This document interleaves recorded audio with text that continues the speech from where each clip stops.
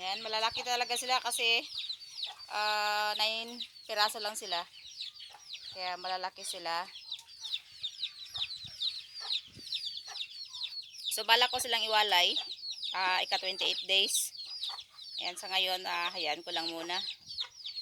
At least, nakita nyo, marunong na silang kumain. Itong pinakain ko sa kanila ay yung lagi kong ginagawa. Pre-starter na pala yung pinapakain ko. Kasi nakaubos na ako ng 3 booster. Mahal yung booster. So, pre-starter na yung pinakain natin sa kanila. Bali binabad ko lang yung pre-starter tapos nilagay ko ng dahon ng talbos ng kamote. So, yun yung technique ko talaga pag nagtuturo ako ng pagkain ng bake. Ayan, hanggang sa marunong na silang kumain. Kung bibigyan nyo na yan sila ng dry feeds or yung pure na talaga na feeds, kakain na yan. Ayan, so hindi na tayo mahirapan pag iwalay na natin yung ating mga bake. Kaya lang, maingay lang talaga yan sila. 1 or 2 araw. Una at pagalawang araw, pagwalay natin. Pero at importante, marunong na silang kumain. So yung mamapig natin yung nakaraan nating video na yung nabiyak yung kuko niya, yung paa niya, hindi siya makakalakad. Nahirapan siyang tumayo.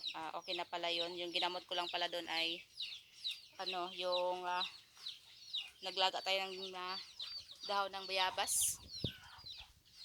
Tapos amoxil V, bali 4 na amoxil V yung naubos natin sa isang araw. 2 yung pinainom natin sa kanya. Ayan. Kala ko nga hindi na yun magamot yung paa niya kasi nga matanda na kasi yung inahin ko. Bali pang 8 na niya itong pagbubuntis ngayon. Kaya kala ko hindi na yun maging okay.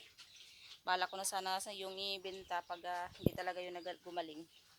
At least gumaling naman siya. So meron pa pala siyang sugat dito. Kinakagat kasi ito ng mga anak niya. Ayan, lagyan na natin lang. So pag mayroon tayong alagang baboy, hindi tayo nagpapawala nito.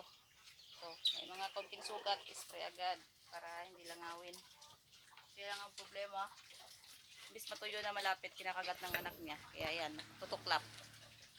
Naging sugat ulit, panibagong sugat. So ganito na kalalaki yung mga bake natin. Tingnan natin sa malapitan. Yan na. So ito lang po muna yung update natin. Bali 25 days na sila ngayong araw. Dik-dik. So okay na. Marunong sila kumain. Ayun yun yung pinakamaliit. Pero malakas yan siya kumain pag maglalapag ako dyan ng pagkain. Yan, at saka yung pangalawang maliit din. Yan silang dalawa talaga. Malakas yan sila kumain. So tapos na tayo ng pagkain sa ating inahin.